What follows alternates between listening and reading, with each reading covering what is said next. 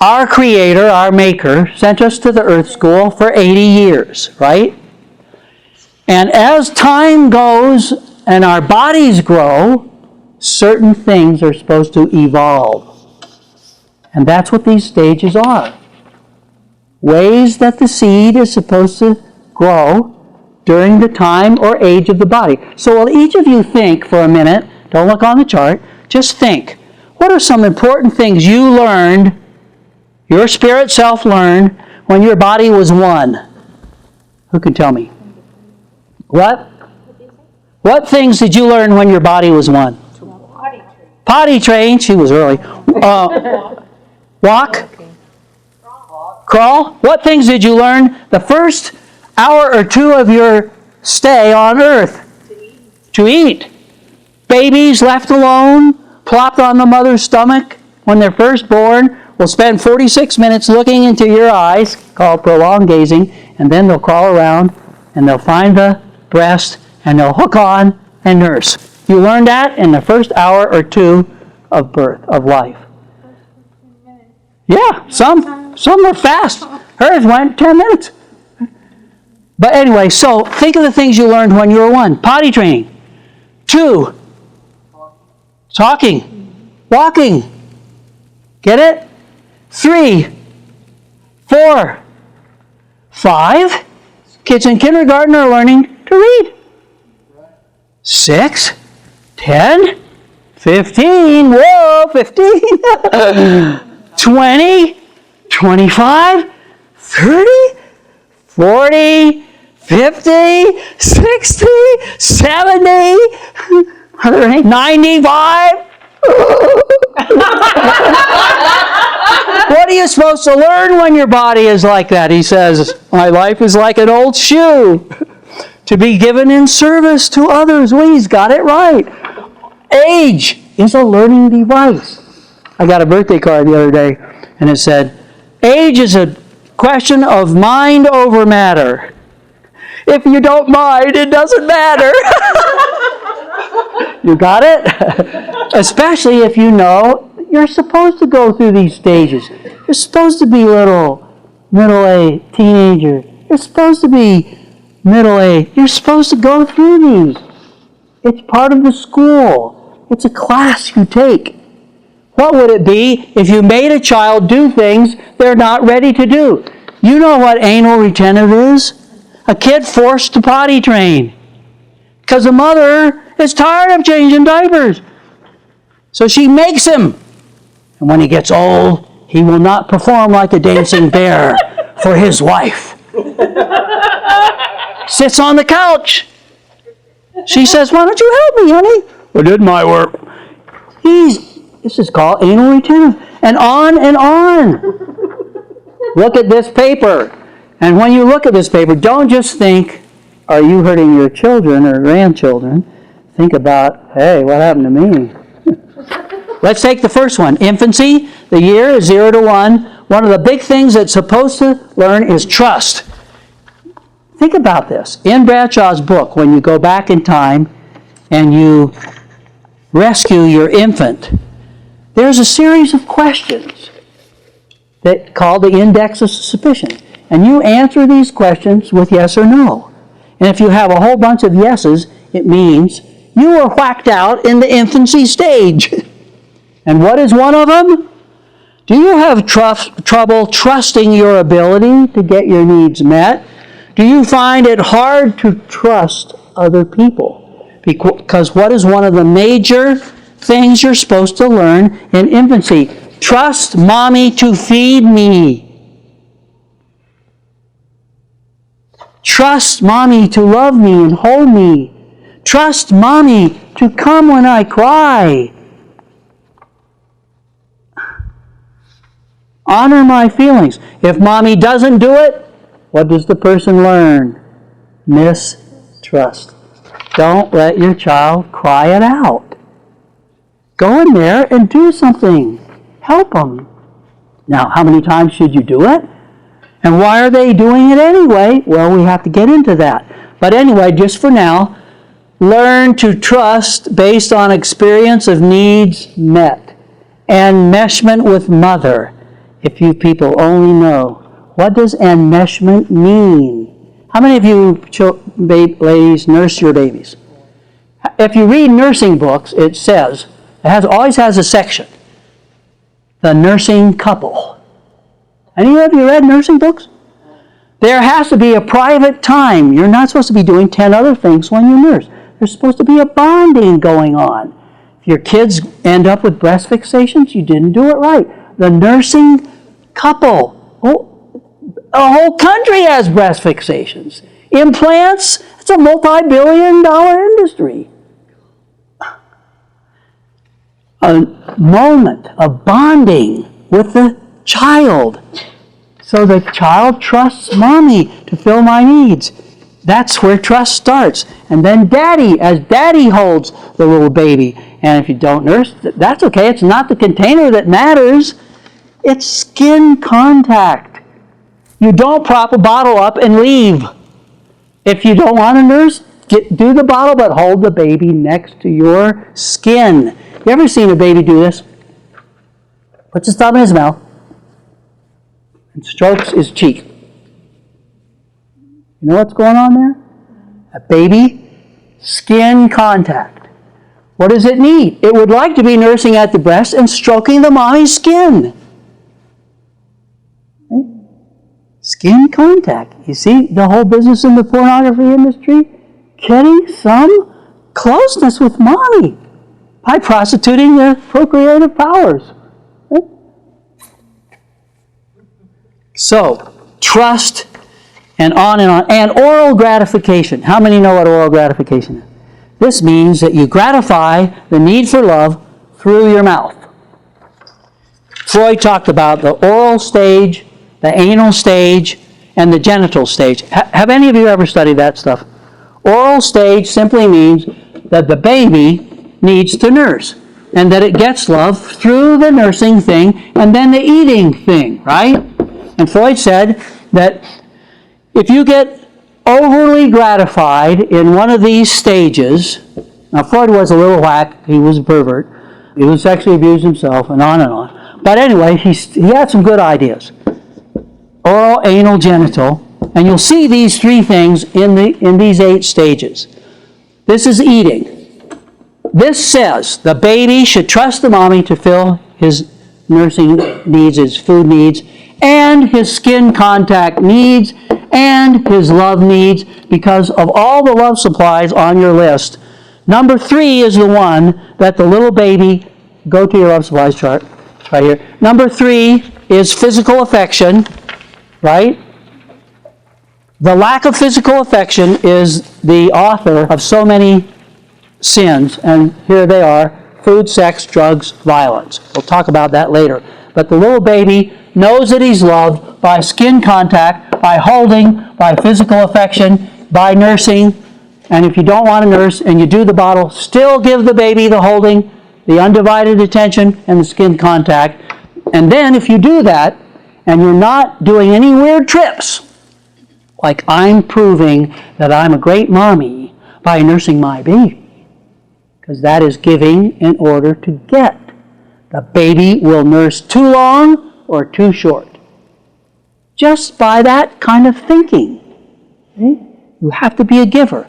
You have to have full love from Heavenly Father, which you give to the children. Then the baby will wean itself when it's ready. Why do babies nurse too long or too short? Why do mommies stop too soon or too late? Fears of all kinds. I can't tell you all the ones I've heard, but it's a great big mess. When they let it go, it's perfect timing? Or? They'll know when to do it. But if it goes too long or it's too short, there'll be trouble. And there's so many things. There's women who don't want to nurse because it's going to ruin their figure and blah, blah, blah. And there's women who do want to nurse because it'll prove they're a great mommy. There's women who hate to nurse because it's disgusting. There's women who won't nurse because it's sexually arousing. And this is incest. Doctor. And on and on. There's even a chapter in lots of nursing books about sexual arousal and nursing and incest. And on and on. So, The whole idea is that, and Freud was right here, fixated means stuck. The baby will be stuck, and the human being will be stuck in these stages if it didn't wean itself when it was ready, and the giving was not perfect. Now, look around this, just a minute, honey. Look around this room, and you'll see people who are stuck in the oral stage. How can you tell if you're stuck in the oral stage? You will overeat. You will over-gossip. You will, I'll read you a whole list. You'll say, oh no, I'm not coming back to this class anymore. And then when we go out the door, people will say, I felt better before I came.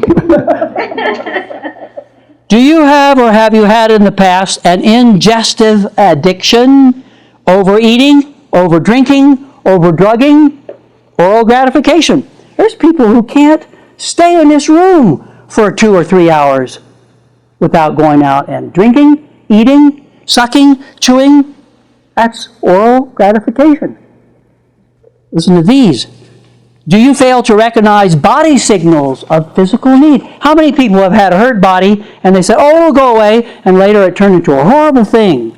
They should have paid attention. Why don't they pay attention to their bodies? Because mommy didn't when you were little. And that taught you your feelings aren't important. Don't listen to your body. Don't trust it. Just eat more and drink more, right? Or smoke more. That's a national thing, isn't it? Or chew. Do you neglect your physical needs? Do you ignore good nutrition? Lots of people. If you only knew, every time you eat, you're supposed to eat some good fats, some good carbs, and some good protein. This is a joke. You look at what most people eat. Carbs. By the ton.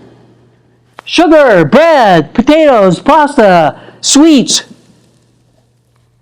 Do you have deep fears of abandonment? Why would abandonment mean, or because you were abandoned, forced to wean, forced to cry your guts out before you got nursed? Abandonment. Have you considered suicide because a love relationship has ended? What's that? Codependency. Why are you still dependent on your mommy or your daddy? Because it wasn't filled when you were little. Do you often feel that you don't fit in or you don't belong anywhere? That's how babies feel when their mommies or daddies don't like them.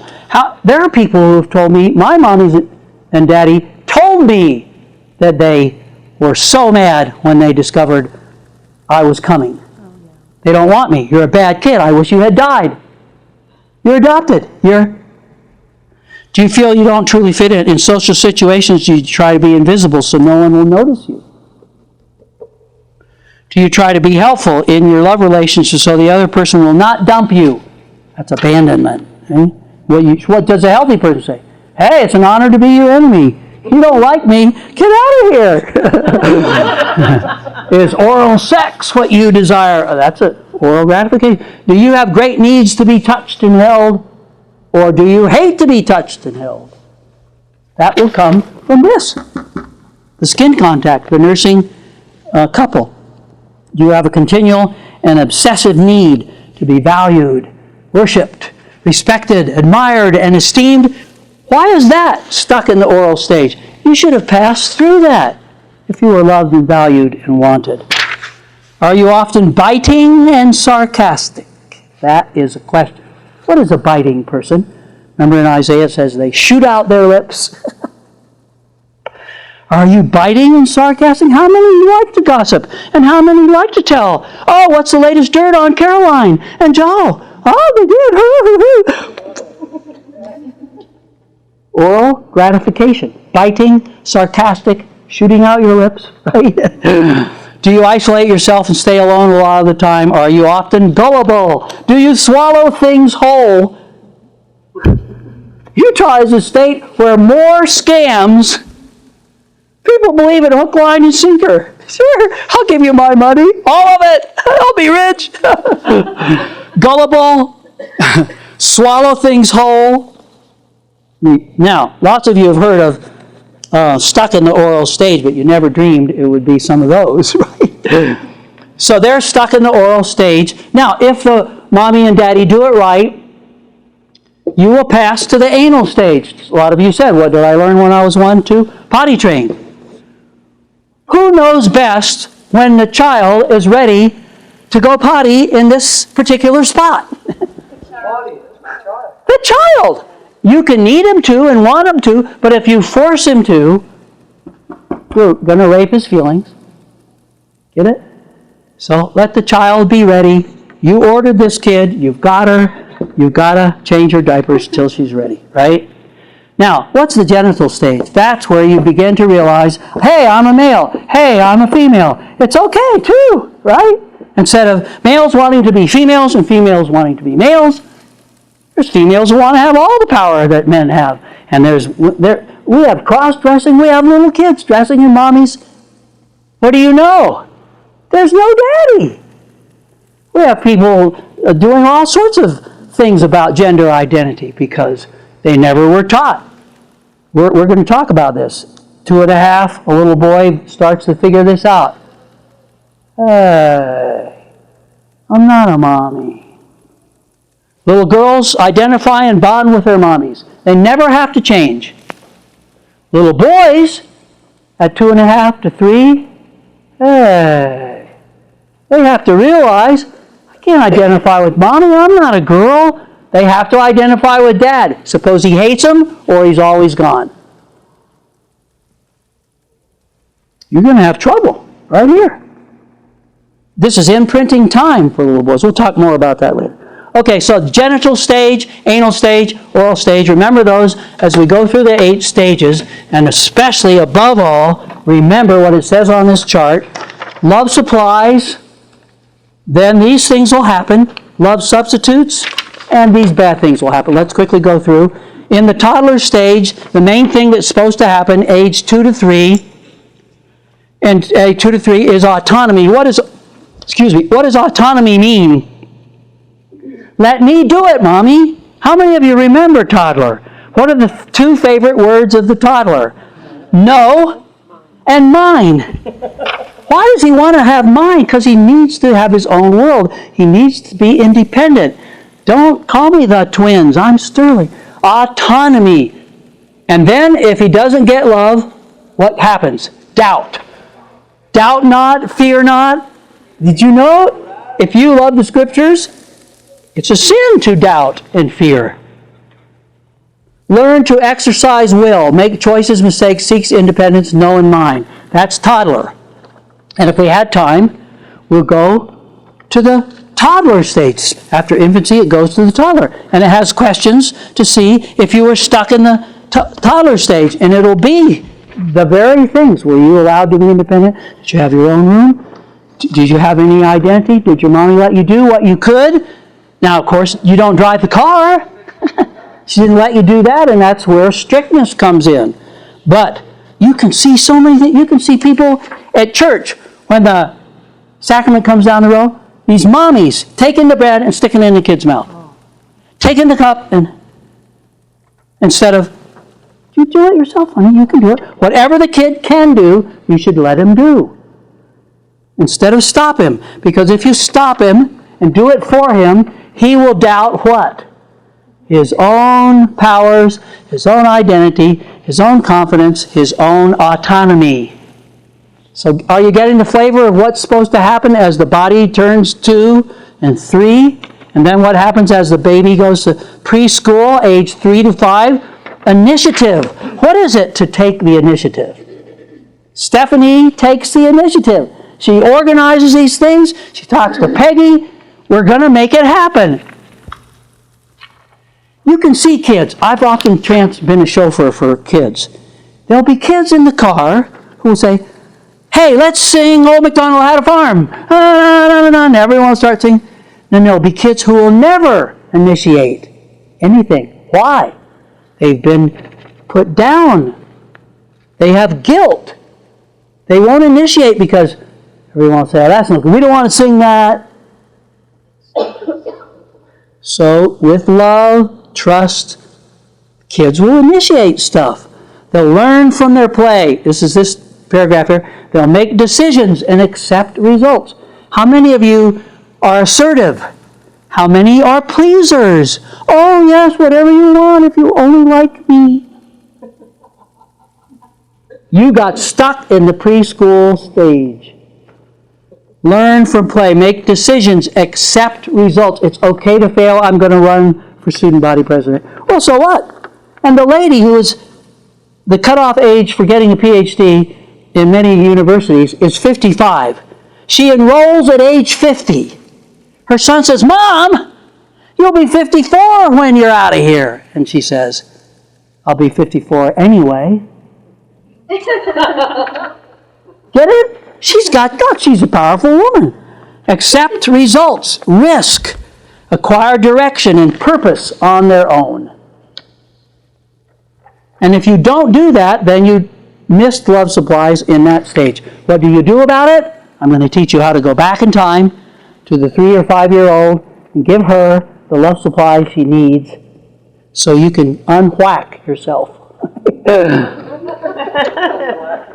Unwhack yourself. By whacked, it means you were wiped out in these stages. I know what you're going to ask me. Can you be wiped out in one stage and not the other? Stretching, but I was just amazed that we can actually unwhack ourselves. You know, lots of people, she said, I'm amazed that we can actually unwhack ourselves. And that's the whole business of psychotherapy. Lots of people say, I hate psychologists. All they do is bash parents. Oh yeah, they're also the ones that figured out psychotherapy and counseling so you can unwhack yourself.